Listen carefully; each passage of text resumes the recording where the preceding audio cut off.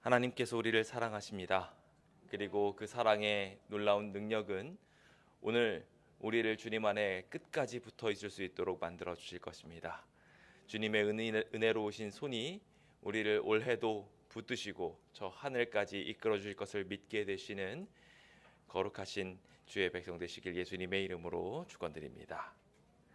오늘 우리는 극적인 임재와 언약의 확인이라는 제목을 가지고 하나님의 말씀을 나눠보겠습니다.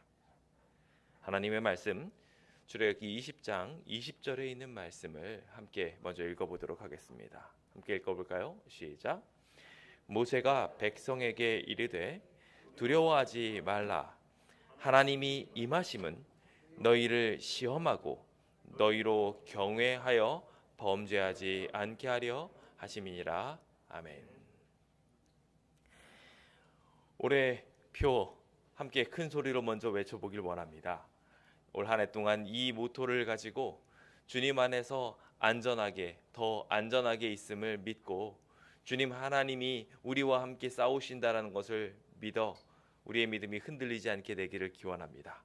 함께 구호 준비하시겠습니까? 구호 준비. 야! 너희는 두려워 말라.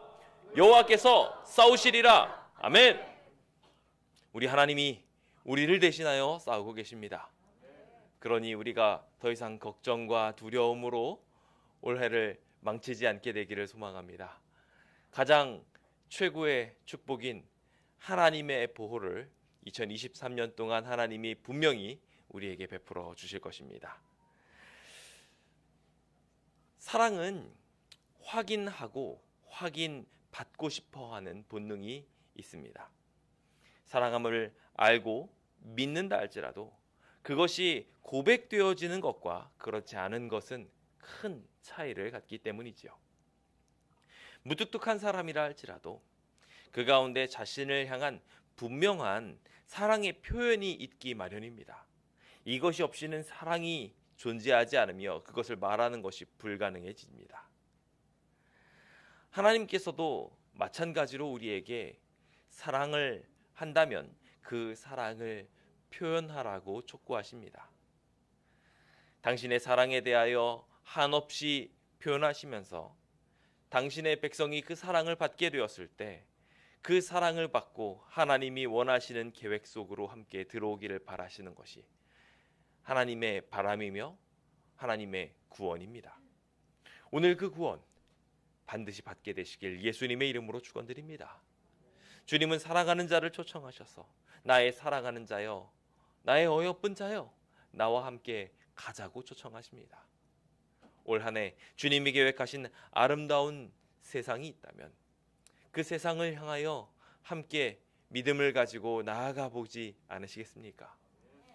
그 세상의 끝에 무엇이 있는지 알지 못해도 일단 하나님이 우리와 함께 하시니 죽어도 살 것입니다. 무엇이 더 걱정이겠습니까? 하나님을 믿는 믿음을 가지고 하나님이 바라시고 만들고자 하시는 세상을 꿈꾸게 되시길 예수님의 이름으로 축원드립니다. 오늘 우리의 본문은 주님께서 이 땅에 만드시는 하나님의 나라를 하나님이 초청하셔서 사랑의 왕국을 설립하시고 그 사랑의 왕국 속에서 만들어질 세상 속에 우리가 살게 되기를 바라는 마음 속에서 주님이 율법을 주시는 이야기의 배경을 두고 있습니다. 십계명을 주시기 위해 주님께서 먼저 하신 일은 시내산의 경계를 확립하시는 일이었습니다. 아무도 그 지경을 범하지 못하도록 하였고 그곳에 다가오게 되므로 죽게 되는 일들이 생기지 않도록 주님께서 명령하시는 것을 보게 됩니다. 주님께서는 이곳에 임재하실 것이었고 하나님의 살아계심을 당신의 백성들한테 보여주고자 하셨습니다. 여러분, 하나님을 하나님이라고 느끼려면 어떻게 해야 하나님이라고 느끼시리라 생각하십니까? 예수님께서 이 땅에 오셨을 때 그 질문을 굉장히 많이 받으셨습니다. 표적을 보여달라고 말입니다. 주님께서는 수많은 기적들을 보이셨음에도 불구하고 늘 구설수에 오르셨습니다. 5,000명을 먹이시는 기적, 죽은 사람을 살리시는 기적, 무능병자를 고치시는 기적, 눈먼 소경을 깨우치는 기적까지 주님께서는 당신의 하나님됨을 정말 많은 방법으로 우리에게 보여주셨습니다. 주님의 입술에서 나오는 모든 말씀을 들을 때면 그들의 마음은 녹아서 주님의 뜻대로 살아야 되겠다는 결심으로 계속 초청받았었지요. 그 놀라운 기적들이 계속해서 이스라엘 백성들의 마음 속에 있었음에도 불구하고 안타깝게도 그들은 끝까지 예수님을 거절하고 예수님을 십자가에 못 박아버리고 맙니다. 오늘날 우리의 삶 속에서도 동일한 일이 일어날지도 모릅니다. 하나님께서 기적으로 우리를 이끌어 주시고 인도하고 계시고 주님의 말씀이 우리를 권면하시지만 그 모든 것들이 나와 상관이 없게 되고 주님의 표현에 우리가 응답하지 않는다면 이 주님의 사랑의 메시지는 우리에게 시끄러운 소음과 같이 와닿게 되어버릴 수밖에 없게 됩니다. 오늘 우리가 주님의 임재하심을 온전히 느끼게 되기를 먼저 소망하시길 예수님의 이름으로 축원드립니다. 하나님께서는 그래서 그 전지전능하신 능력으로 모든 세상을 내다보시고 하나님의 첫 임재의 모습을 어떻게 표현하면 좋을지 곰곰이 생각하셨습니다. 그리고 실제로 보여주신 모습이 바로 시내산 위에 불타는 연기가 가득하게 하시고 우레로 소리로 가득 울려 퍼지게 하시는 일이었습니다. 주님께서는 이와 같은 모습을 통하여 하나님의 임재를 드러냈습니다. 죄된 인간이 하나님의 영광을 바라보게 되면 소멸해버릴 수밖에 없다 보니 하나님의 백성들에게 당신을 계시할 수 있는 방법은 이 방법밖에 없으셨습니다. 그렇다고 하나님의 영광을 지극히 제한해서 하나님의 형상을 보여주면 이 죄된 인간들이 믿을까요? 안 믿습니다. 다 속임수가 있다고 이야기를 하면서 결국 어떻게든 핑계를 만들어낼 것이었으며 더 나아가서 그 형상을 흉내내며 우상을 만들어버릴 수도 있는 것이 인간의 연약함이었습니다. 그래서 주님께서는 어쩔 수 없이 시내산 위에 임하셨습니다. 그리고 당신 자신을 직접 보여주실 수 없으니까 당신을 보여주실 수 있는 다른 어떤 것을 주셨습니다. 우리가 흔히 알고 있는 의문의 율법이 아닌 글자로 주어진 약속이 아닌 당신의 육성을 통해서 직접 말씀하시는 사건이 생겨나게 된 것이었습니다. 그것이 우리가 잘 알고 있는 출애굽기 20장에 등장하는 오늘 우리가 교동문으로 읽은 십계명입니다. 전능하신 하나님께서 당신의 능력으로 당신 자신을 계시하기 위하여 하실 수 있는 방법, 바로 십계명이었던 것입니다. 올해 2023년 한 해를 살아가시면서 하나님 자신이 우리에게 당신 자신을 계시하여 주신 십계명이 우리의 삶 속에 복으로 자리 잡게 되시길 예수님의 이름으로 축원드립니다. 하나님께서 당신을 친히 소개하시는 자리셨으며 우리에게 저 천국을 계시하고 당신 자신 우리와 함께하고자 하시는 자신을 소개하시는 모습이 바로 이 십계명이었다는 것을 기억하시기 바랍니다. 오늘 우리는 그 십계명을 우리의 삶 속에 깊이 두기를 바라며 이 하나님의 임재 속에서 하나님께서 십계명을 소개하실 때 왜 이렇게 두려움 속에서 말씀하셨고 하나님이 친히 임재하셔서 이 말씀을 하셨는지 함께 좀 묵상해 보려고 합니다. 주님께서 십계명을 주실 때 그냥 글로 모세에게 주실 수 있었을까요? 있었습니다. 아니면 하늘에서 음성이 나서 예수님께서 침례를 받으실 때처럼 혹자는 알아듣고 혹자는 알아듣지 못하도록 하시면서 영광스러운 임재를 당신의 목소리로 나타내셔서 이는 내 사랑하는 아들이요 내 기뻐하는 자라 라고 말씀하셨던 것처럼 주님의 십계명을 목소리로만 읊어주실 수도 있었습니다. 제한적인 상황 속에서도 하실 수 있었음에도 불구하고 주님께서 이렇게 임하셨던 이유가 있습니다. 주님께서 왜 그렇게 임재하셨을까요? 출애굽기 20장 18절과 19절을 보시면은 그 상황이 주님의 의도와 좀 다르게 백성들이 반응하는 것을 보게 됩니다. 백성들이 우레와 번개와 나팔 소리와 산의 연기를 보게 됩니다. 하나님의 영광스러운 임재가 보였던 것이지요. 그 상황에 그들이 그것을 보면서 떱니다. 그러면서 멀리 서면서 모세에게 말합니다. 당신 모세가 우리한테 친히 말씀해 주십시오. 우리가 모세의 말 다 듣겠습니다. 하나님이 우리한테 말씀하지 말게 해 주십시오. 이 목소리 계속 듣다가는 내가 죽을 것 같습니다. 이게 이스라엘이 보였던 모습이었습니다.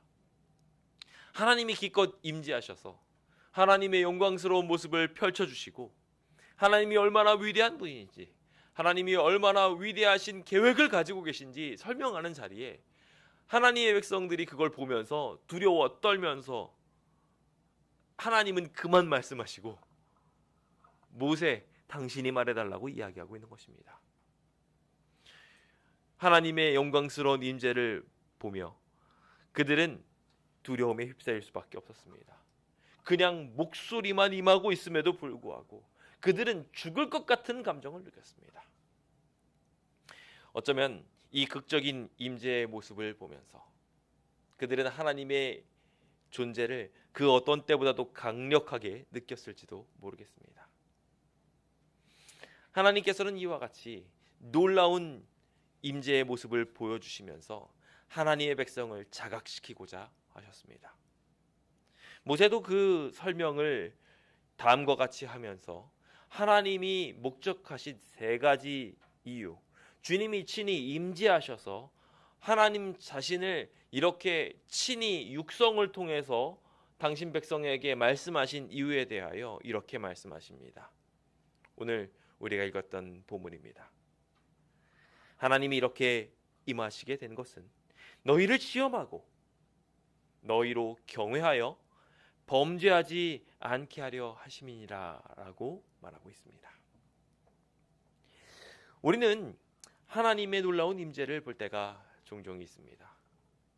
실제로 우리가 하나님을 볼 수는 없지만 하나님께서 우리의 삶 속에 임하시기 위하여 큰 단위로 우리의 삶을 움직이시는 것을 경험할 때가 있죠.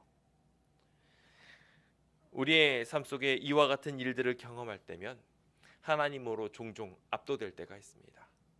어떤 경우들이 있을까요? 여러분들의 삶이 정말 깊은 수렁으로 들어간다거나 혹은 어떤 정말 기쁜 일이 생겨서 우리의 기쁨이 주체할 수 없게 될 때 바로 그때입니다.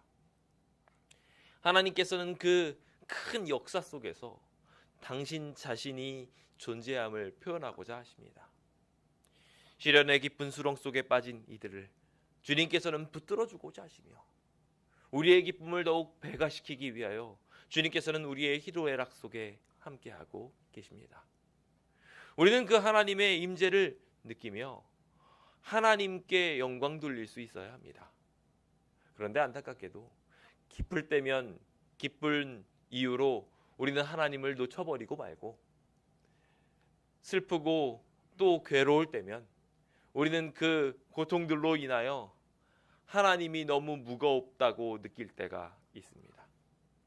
어쩌면 저희 교회도 지금 이렇게 긴급한 상황을 맞이하면서 하나님을 더욱 깊이 만날 수 있는 시간임에도 불구하고 힘들고 어렵다고 끙끙거리고 있는지도 모르겠습니다. 세계 경제가 흔들리면 흔들릴수록 주님은 분명하게 더 가까이 오고 계심을 말하고 계십니다. 주님은 그 모든 일들을 통하여 세계의 징조들이 하나님의 나라의 임재를 말하고 있다고 분명히 성경을 통하여 말씀하셨습니다. 전쟁의 소식이나 각종 여러 재난의 이야기들은 하나님이 곧 이 땅에 오실 것이라는 것을 명확하게 설명해 주고 있습니다. 과학자들도 그들을 스스로가 인정하며 이 세상의 수명이 급격하게 모두가 바뀌지 않는 이상 곧 맞춰진다고 말하고 있습니다. 인구 절벽에 대한 이야기들이, 환경에 대한 파괴 소식들이, 전쟁과 여러 인간의 타락의 소식들이 그것을 분명하게 말하고 있지만 그 커다란 움직임 속에서 우리는 하나님의 임재를 느끼기보단 하나님이 곧 우리와 함께 하시려는 것을 느끼기보단 그래서 하나님이 우리를 시험하시고 당신을 경외하게 하시며 우리로 범죄에서 떠나게 하시려는 것을 느끼기보다는 이 재난이 우리에게 너무 무거우니, 이 힘든 상황이 너무 우리를 힘들게 하니 그냥 빨리 지나갔으면 좋겠다고 반응하게 되는 것입니다. 친히 하나님을 경험할 수 있는 이 소중한 기회가 올해 2023년에 우리에게 그 어떤 때보다도 더 가깝게 임하고 있습니다. 전 세계적으로 몰아치는 모든 징조를 바라보면서 하나님이 우리에게 말씀하고 계심을 경험하게 되시길 예수님의 이름으로 축원드립니다. 하나님은 이 일들을 통하여 분명한 목적을 이루어 주실 것입니다. 첫 번째, 주님은 우리를 시험하여 주실 것입니다. 시편 26편 2절은 다음과 같이 우리에게 말합니다.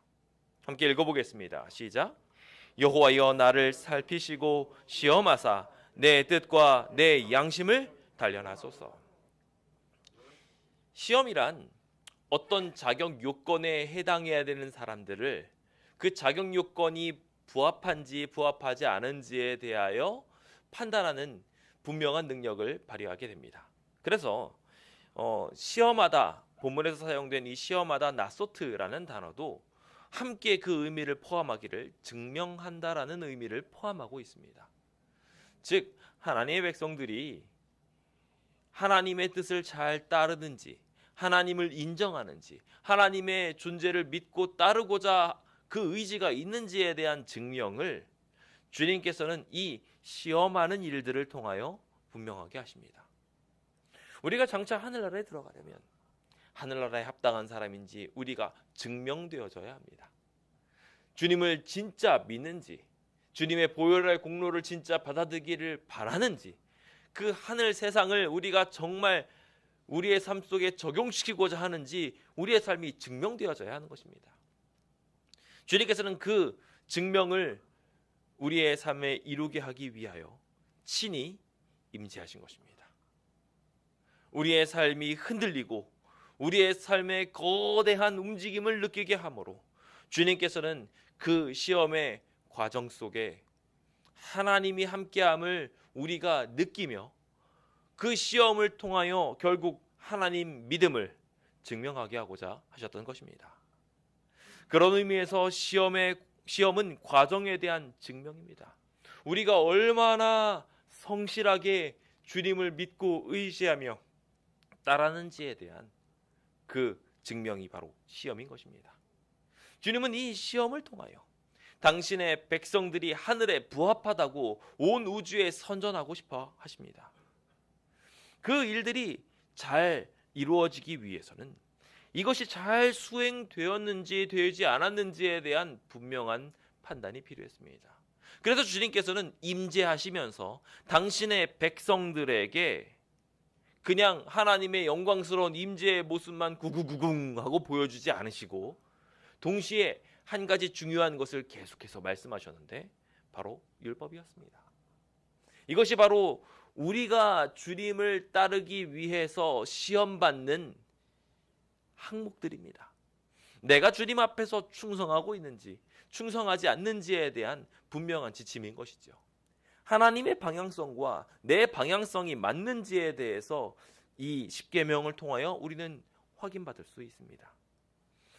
그래서 십계명은 구원받은 백성들이 하나님을 사랑하고 있다는 것을 증명하는 방법, 그것이 바로 십계명의 아주 중요한 부분입니다. 그래서 주님께서는 이 십계명이라는 방법을 통해서 우리에게 임재하셨던 것입니다. 우리는 주님을 사랑한다 말합니다. 연인들과 연인들 사이에서 그 사랑을 어떻게 확인받을 수 있나요? 그 확인받는 과정들이 너무나도 많다 보니 천차만별의 그 확인 과정을 겪으며 연인으로서 맺어지는 것이 요즘 점점 쉬워지지 않고 있습니다.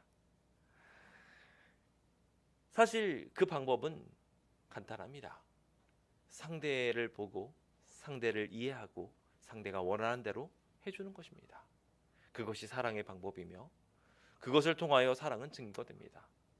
자신이 원하는 것이 아닌 상대가 원하는 것을 해가면서 상대방은 사랑받고 있다고 느끼게 되지요.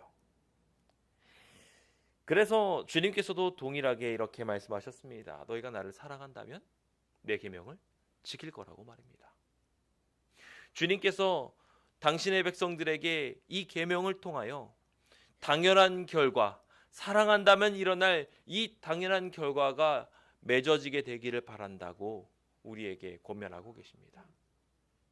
그 일이 우리의 삶에 이루어지는 것이 우리에게 득이 되는 것을 주님께서 아시기 때문에 더 강력하게 초청하시면서 너희가 나를 사랑한다면 내 계명을 지켜다오 라고 촉구하고 계신 것입니다. 이 시련의 시기 우리는 이 계명을 통하여 시험받게 됩니다. 정말 우리가 하나님을 사랑하는지, 우리가 주님의 연인 될 존재가 맞는지 말입니다. 특히 주님께서는 이 상황을 매우 극적으로 만드십니다. 평탄할 때, 우리가 누구나 다 지킬 수 있을 때, 그냥 자연스럽게 가만히 있어도 안식일에 아무 일도 일어나지 않아서 예배 드릴 수 있고, 주변에서 주변 사람들이 등 떠밀어줘서 저절로 교회에 올 수 있게 되며, 예배에 가만히 앉아 있으면 주변 사람들이 너무나 영광스럽게 하나님께 찬양하고 막 그런 모습들을 보면서 자연스럽게 우리의 마음이 하나님께 돌아가게 된다면 그거는 지극히 당연하게 하나님께 예배드리는 일이 될 것입니다. 그런데 이 모든 것들이 반대로 됩니다. 안식일에 예배를 드릴 수 있는 환경이 만들어지지가 않습니다. 주변에 자꾸 일이 터지고 직장에서는 일을 나오라고 말하고 있습니다. 이거 안 하면 안 된다고 막 말하고 불화가 막 쌓이고 있어요. 그런 중에도 내가 하나님 편을 선택하는지에 대하여 주님께서는 확인하고자 하십니다. 교회에 와가지고 주변 사람들이 방해하고 있고 심지어 이 모든 이야기에 대해서 내가 피곤하고 지쳐가지고 전혀 집중이 되지를 않습니다. 그럼에도 불구하고 내가 하나님께 충성하고 있는지 그렇지 않은지 주님께서는 확인하고 싶어 하시는 것입니다. 왜냐하면 사랑은 변하는 것이 아니기 때문에 그렇습니다. 여러분들은 이 사랑을 어떻게 확인시켜 드리고 계십니까? 올 한 해 주님과 어떠한 상황에 맞닥뜨린다 할지라도 하나님과 사랑한다라는 이 끈끈한 관계가 깨어지지 않는다라는 것을 주님께 분명하게 확인시켜 드리기를 예수님의 이름으로 축원드립니다. 주님이 시험하실 때 우리가 그 시험에 부합한 멋진 모습을 보여드릴 수 있도록 우리는 끊임없이 하나님의 율법을 살펴보아야 합니다. 근데 이 율법이 살펴보게 됨으로 인해서 우리에게 생겨지는 굉장히 중요한 것이 있는데요.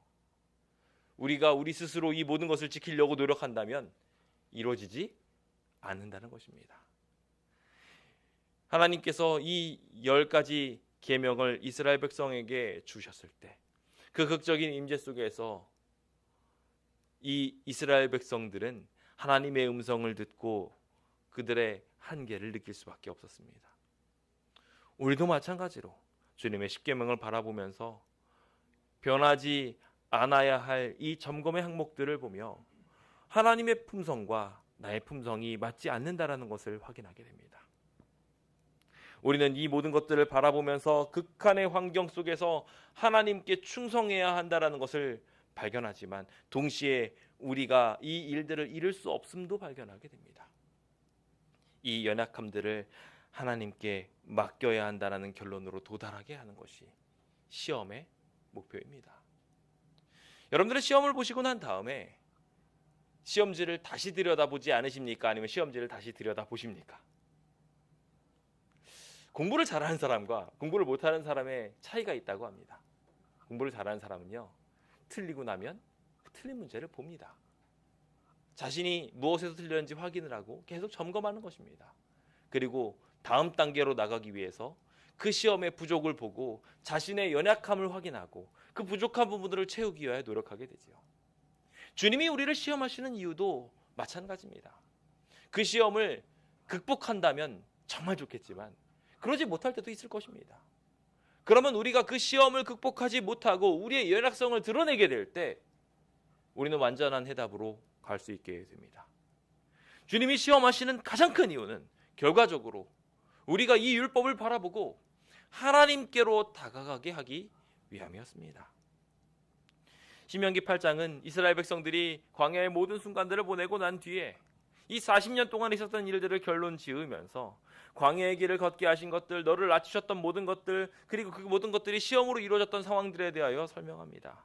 그러면서 그것들을 통하여 내가 너희들이 주님을 잘 지키는지, 주님을 따르고자 하는지 안 하는지에 대해서 시험했었노라고 말합니다.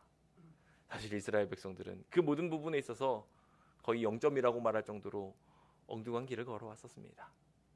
그러나 그 모든 곳들 속에서 하나님께서 함께 하셨음을 또한 발견하게 되었습니다. 오늘 우리도 동일한 일을 발견하게 될 것입니다. 이 극적인 상황 속에서 주님께서 임재하시는 모습을 보며 우리의 삶이 흔들리는 것을 느끼게 되겠지만, 그 흔들리는 상황들 속에서 우리는 하나님이 우리와 함께 하심을 또한 보게 될 것입니다. 우리의 연약성들이 드러날 때마다 하나님의 율법이 상기되어질 것이고, 그 상기되어지는 것을 통하여 하나님이 어떤 분이신지 발견하게 될 것입니다. 우리의 삶 속에 난제가 있을 때마다 그 난제가 풀어지게 하시는 하나님을 발견하면서 주님이 우리와 살아계시다는 것을 발견하게 될 것입니다. 그 극적인 임재 속에서 하나님을 배우시고 하나님과 동행하기로 결심하게 되시는 주의 백성 되시길 예수님의 이름으로 축원드립니다. 주님께서는 두 번째 우리에게 경외하게 하고자 하신다고 말씀하고 계십니다. 시편 25편 14절에 있는 말씀을 함께 읽어보고자 합니다. 시작.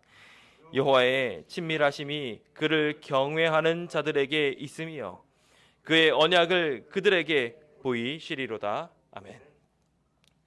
자, 하나님께서 우리와 가까이 하심이 무엇을 통해서 이루어지게 된다고 성경은 말하고 있습니까? 상식적이지 않은 답이 나옵니다. 경외하는 자들에게 친밀하게 나타나신다고 말하고 있습니다. 여러분들은 흔히 친하다라는 것을 어떻게 표현하십니까? 처음 만나면 대면하면서 안녕하세요, 존댓말 꼬박꼬박 쓰면서, 그렇죠? 자기를 소개하고 불편해하고 딱 어느 정도 선을 두게 돼 있습니다. 그러다가 이제 친해지고 나면 어떻게 됩니까? 말도 그냥 좀씩 짧아지기 시작합니다. 형 동생으로 부르기 시작하고 자연스럽게 격이 없는 사이로 가게 됩니다. 그걸 우리는 친하다고 말합니다. 근데 하나님과 우리의 사이가 친해지려면 뭐가 필요하다고 말하고 있냐면 경외함이 필요하다고 말하고 있습니다. 왜 그런 걸까요? 우리의 인간관계의 친함을 생각해 보면 그 답을 알 수 있습니다. 가장 가까운 사람들, 친한 사람들을 떠올려 보십시오. 그들과 친하다는 이유로 우리가 어떻게 행동하고 있는지 곰곰이 생각해 보십시오. 우리가 친하다고 생각하는 그 사람들에게 우리는 생각보다 많은 상처를 주고 있습니다. 다른 사람, 불편한 사람과 운전면허를 함께 공부하게 된다면 어떻게 되겠습니까? 자, 지금부터 엑셀레이터를 밟으십시오. 하나하나 이렇게 하면서 조심스럽게 말하게 될 겁니다.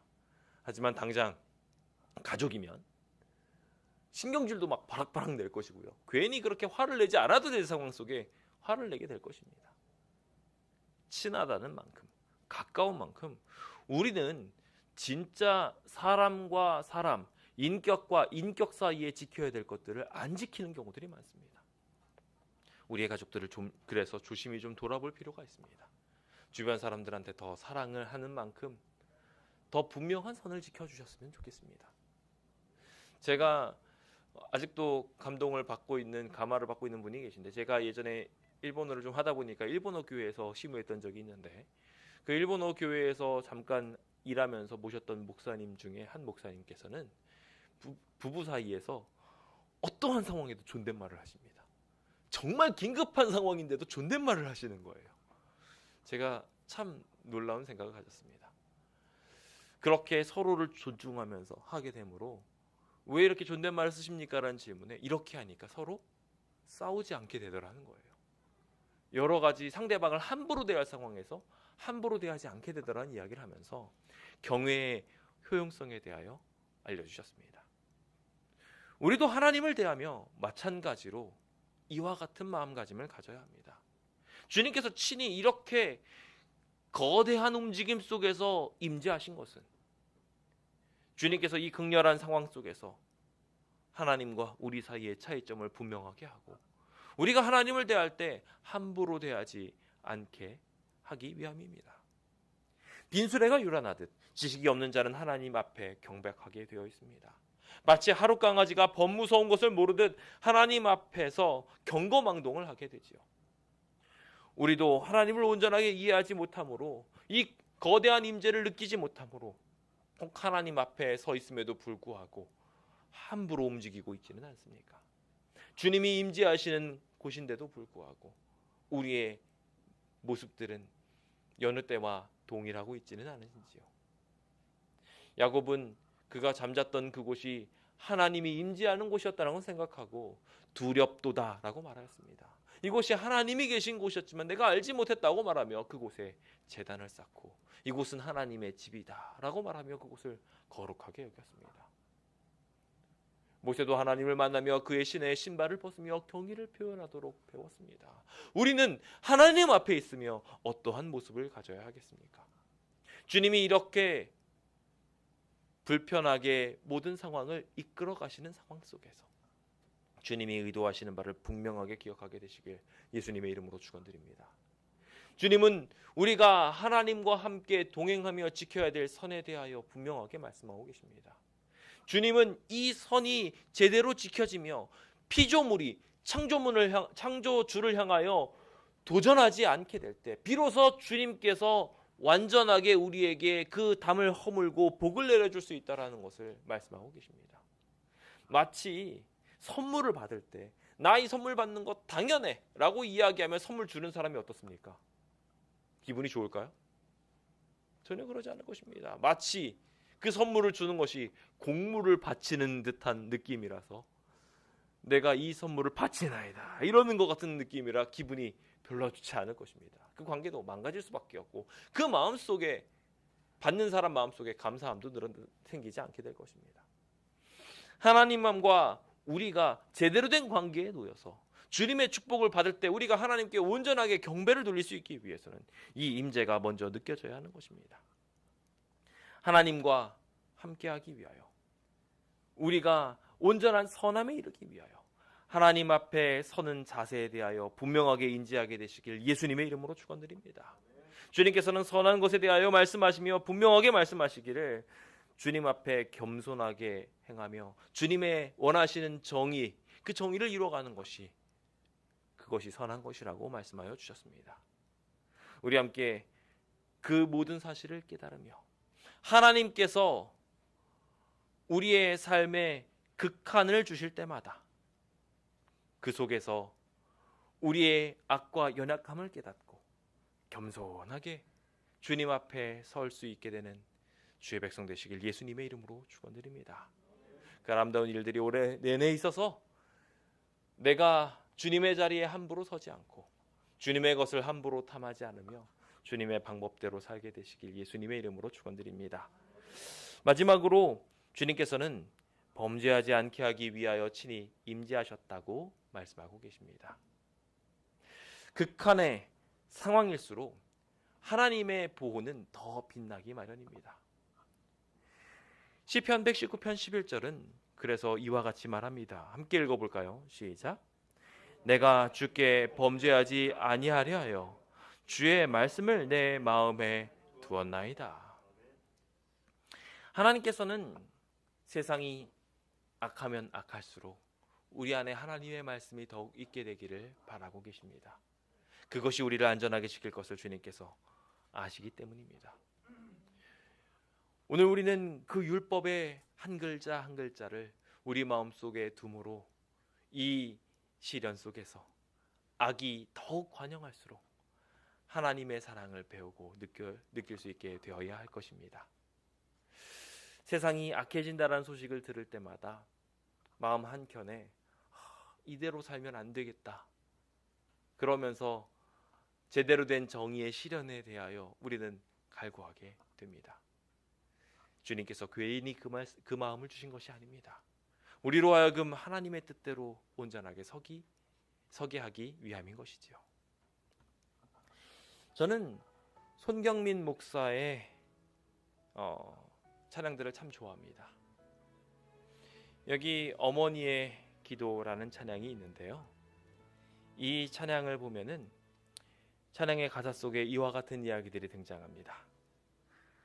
어머니의 기도는 땅에 떨어지지 않네.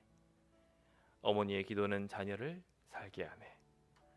어머니의 기도는 반드시 응답받으리. 어머니의 기도는 기적을 일으키네. 그가 이렇게 찬양하게 된 것은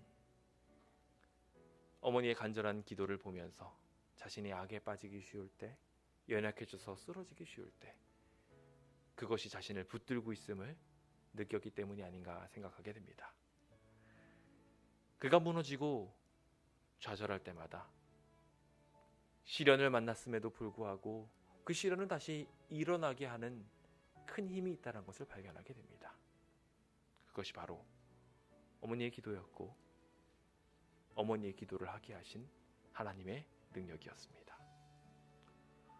오늘 우리의 삶 속에서도 주님께서는 동일하게 시련을 허락하시지만 그 가운데 보호가 있음을 명확하게 보여주고 계십니다.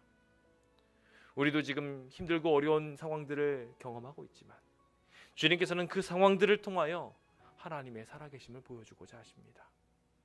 이 긴급하고 두려운 상황들을 우리 안에 펼치심은 하나님의 보호하심이 우리를 분명하게 지켜서 우리로 넘어지지 않게 한다는 것을 알리게 하기 위함입니다.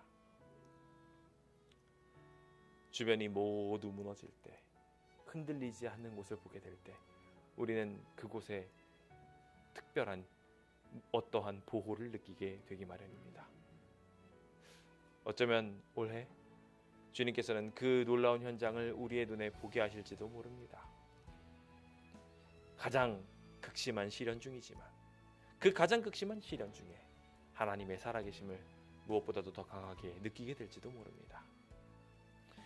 이와 같이 어려움을 주신 것은 이 극한의 환경 속에서 여전히 우리의 삶이 증명되게 하기 위함임을 보게 됩니다. 요한일서 3장 9절은 우리에게 말합니다. 하나님께로부터 난 자마다 죄를 짓지 아니하나니 이는 하나님의 씨가 그 속에 거함이요 그도 범죄하지 못하는 것은 하나님께로부터 났음이니라. 주님의 보호가 있기 때문에 그들은 그 극적인 상황 속에서도 주님의 임재로 인하여 보호를 받게 되며 안전할 수 있게 되는 것입니다. 그러므로 우리는 이제 두려워할 필요 없습니다. 하나님이 우리와 함께 하심을 느끼며 주님이 우리를 보호하신다는 것을 확실하게 믿어야 합니다.